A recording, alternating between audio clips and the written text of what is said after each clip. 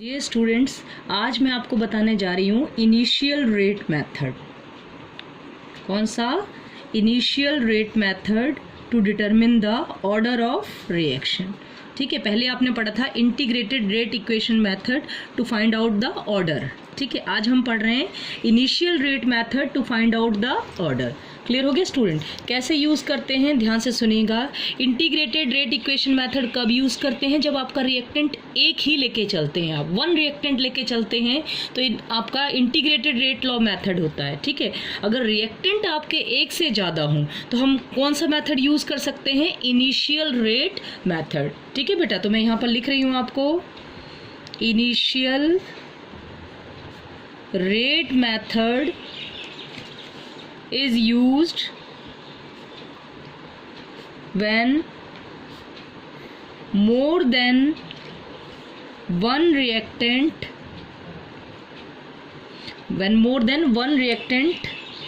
are involved in the reaction। Clear student? जब एक से ज़्यादा रिएक्टेंट जो होते हैं वो रिएक्शन में इन्वॉल्व होते हैं तो जो मेथड हम यूज़ करते हैं वो आपका कहलाता है इनिशियल रेट मेथड। क्लियर हुआ स्टूडेंट? अब आगे देखिएगा इस मेथड को कैसे हम अप्लाई करते हैं ऑर्डर निकालने के लिए। तो in this method various initial rates are determined at different initial concentration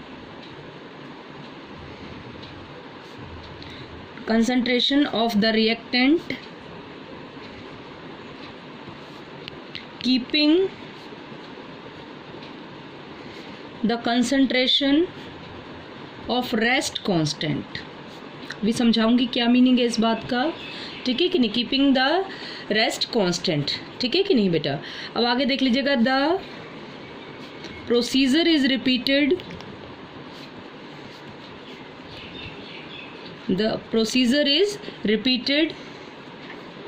with respect to each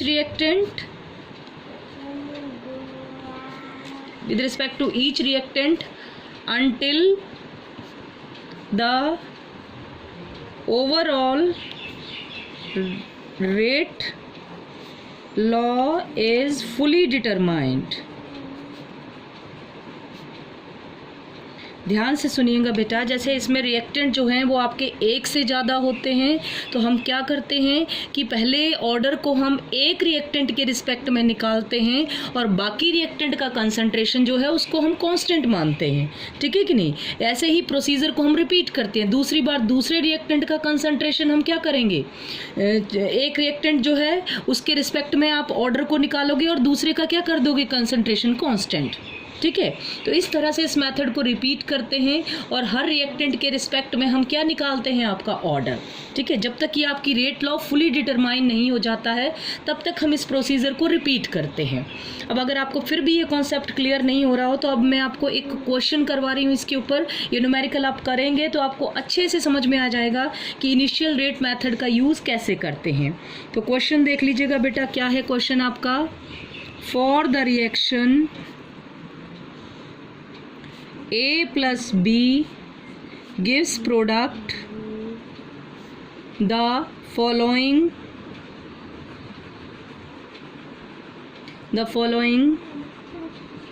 initial rates were determined at various given initial concentration। ठीक है बेटा, कंसंट्रेशन दिए हैं और उस पर इनिशियल रेट दी है इस रिएक्शन के लिए। क्लियर है? तो अब जरा ध्यान से देखिएगा क्या गिवन है आपको। यहाँ पर मैं लिख रही हूँ आपका सीरियल नंबर। आगे देख लीजिएगा क्या क्या गिवन है आपका। मैं एक टेबल बना रही हूँ। इसका क्वेश्चन देख लीजिएगा आप, सीरियल नंबर, यहाँ पर आपको दिया है कंसंट्रेशन ऑफ ए, दो रिएक्टेंट है ना आपके ए और बी, यहाँ पर आपको दिया है कंसंट्रेशन ऑफ बी और यहाँ पर आपको दी है बेटा रेट्स। ठीक है कि नहीं। तो रेट किस में दी हुई है आपको, mole litre inverse second inverse में। क्लियर हो गया। अब देखो सीरियल नंबर आपके 3 एक्सपेरिमेंट दिए हैं इन्होंने, 1 ये एक्सपेरिमेंट है बेटा, सीरियल नंबर के बजाय मैं यहाँ पर आपको एक्सपेरिमेंट लिख देती हूँ। 3 एक्सपेरिमेंट किए हैं, पहला एक्सपेरिमेंट, दूसरा एक्सपेरिमेंट और ये तीसरा एक्सपेरिमेंट। फर्स्ट एक्सपेरिमेंट जब किया तो ए का इनिशियल कंसंट्रेशन लेके चले थे 0.1, ठीक है कि नहीं। और जब आपका क्या बोलते हैं बी का कंसंट्रेशन उस टाइम पे लिया था 0.1 और आपकी रेट ली थी 0.05, ठीक है, mole litre inverse second inverse. Second experiment में देख लो आपका ए का कंसंट्रेशन 0.2, बी का कंसंट्रेशन आपका 0.1 और आपकी रेट क्या थी बेटा 0.10, ठीक है। थर्ड एक्सपेरिमेंट में आपका कंसंट्रेशन कितना था 0.1, बी का 0.2 और रेट थी आपकी 0.05। क्लियर हो गया स्टूडेंट। 3 एक्सपेरिमेंट किए गए और उन पर इनिशियल कंसंट्रेशन ये रखा गया और क्या मेजर की गई बेटा, रेट। क्लियर हो रहा है आपको। अब जरा ध्यान से सुनिएगा इस क्वेश्चन को, पहले इसका क्वेश्चन पूरा कंप्लीट कर दूं। राइट द रेट लॉ, क्या करना है आपने, रेट लॉ लिखना है, and find the rate constant for the above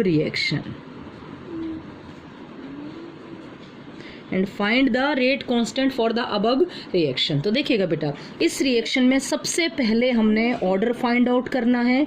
order find out कर लोगे तो फिर आप रेट लॉ लिख लोगे और रेट लॉ आपका फाइंड आउट हो जाएगा तो आप रेट कांस्टेंट की वैल्यू फाइंड आउट कर सकते हैं, ठीक है। तो सबसे पहले हम क्या फाइंड आउट करेंगे इनिशियल रेट मेथड से बेटा, ऑर्डर ऑफ द रिएक्शन। देखिए कैसे फाइंड आउट करते हैं, क्या तरीका बताया मैंने आपको कि जब मैंने रेट निकालनी है ऑर्डर निकालना है किसके रिस्पेक्ट में, ए के रिस्पेक्ट में, तो मैं बी का कंसंट्रेशन जो है बेटा उसको कांस्टेंट कर लूंगी।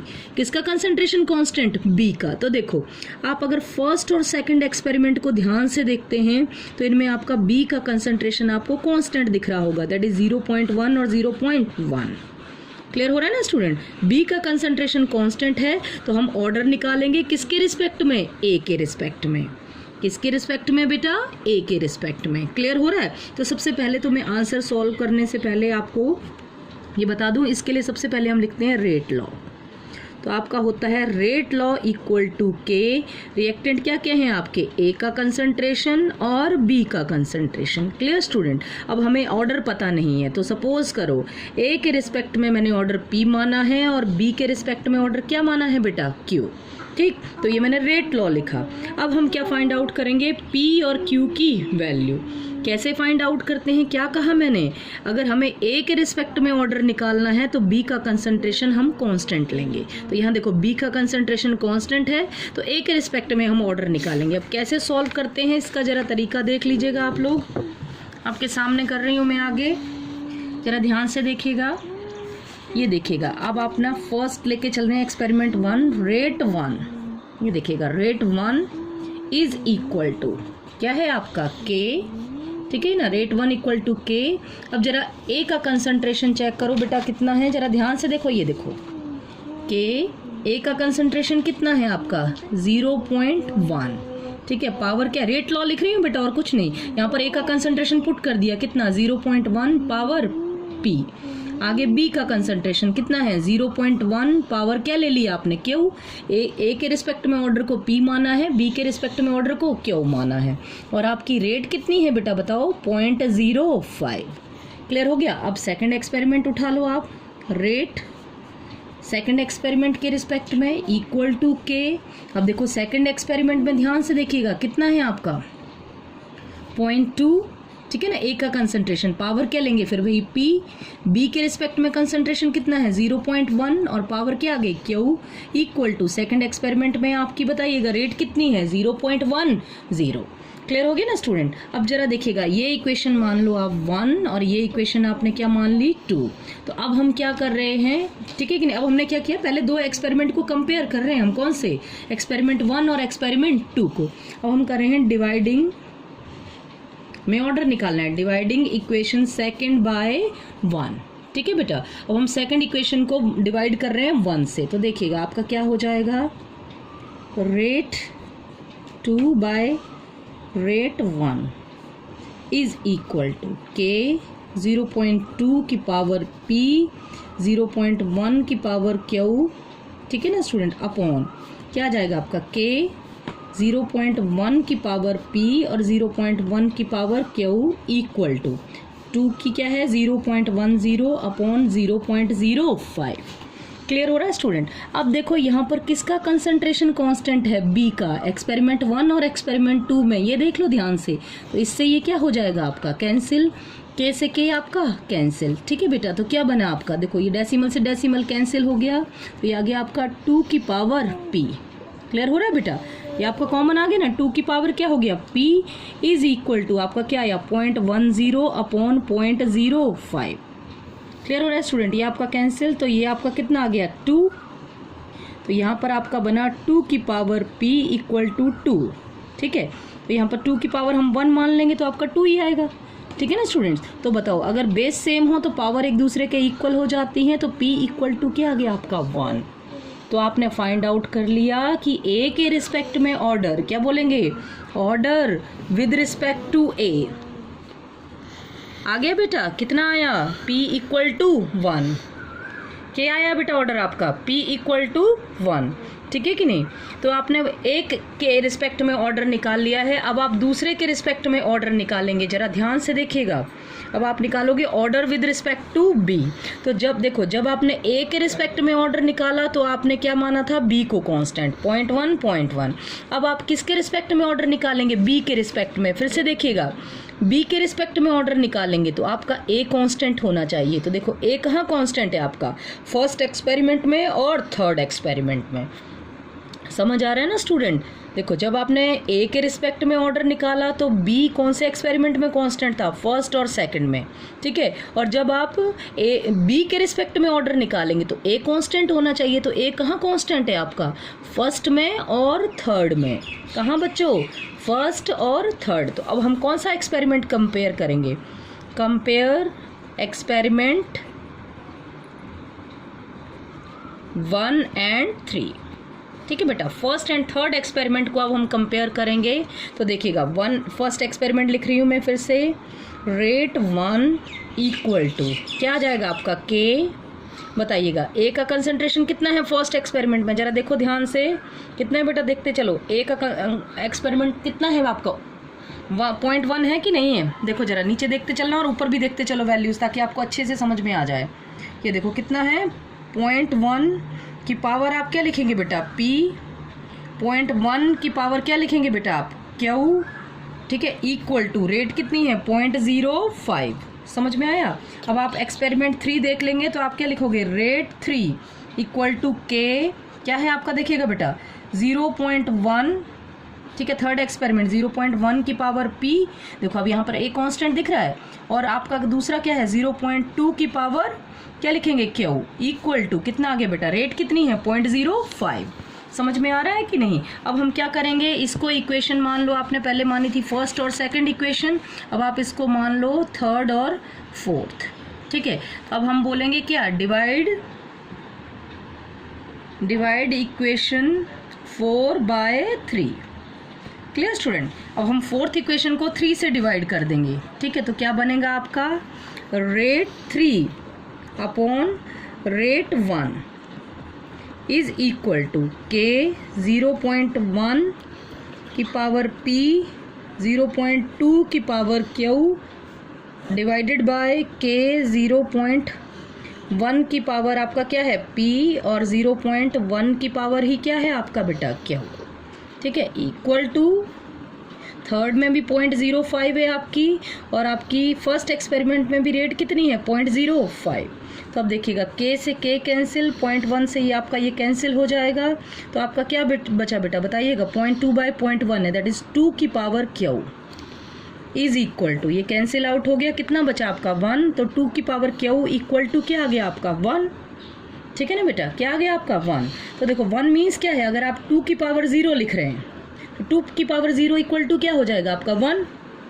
बात समझ रहे हैं कि नहीं। तो आपका बताओ क्या समझ रहे हैं ना बेटा, यहाँ 1 लिखा है, 1 का मतलब यहाँ पर 2 की पावर कितनी है 0, तभी तो आप इस वैल्यू को 1 लिख रहे हैं। तो आप बोलोगे q इक्वल टू वॉट 0, ठीक है बेटा, तो ये देख लो, ये आपने फाइंड आउट कर लिया ऑर्डर किसके रिस्पेक्ट में, बी के रिस्पेक्ट में। ये आपने ऊपर देखो, जरा सा ऊपर देखो, ऊपर आपने ऑर्डर फाइंड आउट किया था किसके रिस्पेक्ट में, ए के रिस्पेक्ट में।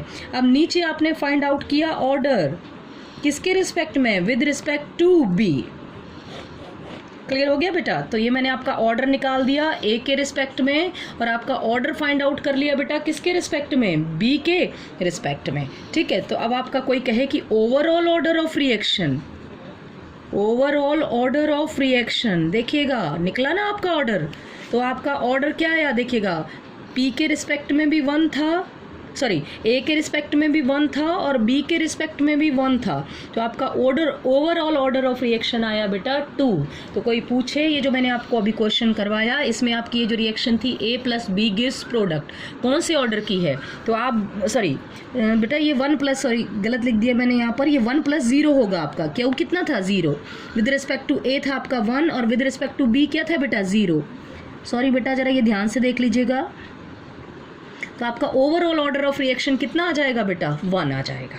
क्लियर हो गया ना? देखो मैंने यहाँ आपका सॉल्व किया हुआ है, ए के रिस्पेक्ट में 1 और बी के रिस्पेक्ट में 0, तो आपका ओवरऑल ऑर्डर 1 + 0 दैट इज 1। तो आपकी रिएक्शन कौन से ऑर्डर की है, फर्स्ट ऑर्डर की है ये। ठीक है, कौन सी, ए प्लस बी गिव्स प्रोडक्ट। ठीक है, ए का 1 मोल रेट ऑफ रिएक्शन को इफेक्ट करता है, जबकि बी आपका रेट ऑफ रिएक्शन को अफेक्ट नहीं करता। तो अब कोई कहे कि आपका रेट लॉ लिखो, तो देखो अब मैं यहाँ पर आपका रेट लॉ लिख के दिखा रही हूँ, क्या बन जाएगा rate law, rate law equal to k. अब देखो ए की पावर, बताइए कितना आ गया बेटा, ए की पावर कितना आया था आपका 1, P1 निकला था ना आपका, और बी की पावर क्या आया बेटा आपका 0। समझ गए? तो यहाँ भी लिख सकते हैं ओवरऑल ऑर्डर, ओवरऑल ऑर्डर क्या बना आपका बेटा 1 + 0, ये देखो ये बाद में सॉल्व करके आया है आपका, ये ध्यान रखिएगा, 1 + 0 = 1। क्लियर है? अब देखो स्टूडेंट्स, इसमें जरा आप ध्यान से सुनते जाइएगा। अब आपका 2 चीज़ें इसमें अभी मैंने आपको फाइंड आउट करना बोली थी, एक तो रेट लॉ, तो रेट लॉ तो आपने फाइंड आउट कर दिया, क्या हो गया, के ए की पावर 1 और बी की पावर कितना बेटा 0। ठीक है, रेट लॉ आपने फाइंड आउट कर दिया। अब आपको बोला है find the rate constant for the above equation, तो आपने रेट लॉ क्या लिखा, अभी रेट लॉ देखो, रेट लॉ इक्वल टू के आपने पढ़ा ए की पावर 1 और बी की पावर 0। Clear student? तो अब आपको कहा गया है कि रेट लॉ आपने फाइंड आउट कर लिया, अब फाइंड आउट करो के, दैट इज रेट कांस्टेंट। तो आपका के का फॉर्मूला क्या बन जाएगा बेटा, ये रेट लॉ, सॉरी यहाँ पर आपका रेट लॉ है, तो ये आएगी आपकी rate of reaction, not rate law, according to rate law, according to rate law, rate of reaction. तो के इक्वल टू क्या आएगा आपका बेटा, rate of reaction upon A की पावर 1 एंड बी की पावर 0। तो देखो बेटा k equal to rate of reaction. अब देखो पीछे एक्सपेरिमेंट में आप देख लो, ये देखो कोई भी एक एक्सपेरिमेंट उठा लो, जैसे एक्सपेरिमेंट 1 लिया मैंने, एक्सपेरिमेंट 1 में आपकी रेट है 0.05, ए का कंसंट्रेशन है 0.1 और बी का कंसंट्रेशन 0.1। देख लिया आपने अच्छे से, कोई भी एक एक्सपेरिमेंट आप उठा सकते हो, चाहे फर्स्ट, चाहे सेकंड, चाहे थर्ड। तो मैंने फर्स्ट एक्सपेरिमेंट लिया, तो रेट कितनी थी बेटा आपकी, अभी देखा आपने 0.05। ठीक है, ए का कंसंट्रेशन कितना था 0.1 की पावर 1, बी का कंसंट्रेशन कितना था 0.1, लेकिन पावर क्या थी इसकी 0। तो पावर 0 हो तो क्या हो जाता है आपका, बताओ बेटा 1 हो जाता है कि नहीं, तो ये आपका बन जाएगा 0.1। ठीक है बेटा, तो आपका ये आ गया 0.05 डिवाइडेड बाय 0.1, तो ये आपका क्या रह जाएगा 0.5। तो आपका के निकल गया यहाँ पर बेटा कितना 0.5। तो मुझे लगता है आपको समझ में आ गया होगा। मैंने आपको ऑर्डर निकालना बताया इनिशियल रेट मेथड से। ठीक है, ऑर्डर निकाला आपने, ऑर्डर निकालने के बाद आपने उसके लिए रेट लॉ लिखा। रेट लॉ क्या कहता है, rate of reaction equal to k. A के रिस्पेक्ट में ऑर्डर था 1, बी के रिस्पेक्ट में 0। अब उन्होंने कहा है रेट कांस्टेंट निकालो, तो ये फॉर्मूला आपने लगाया।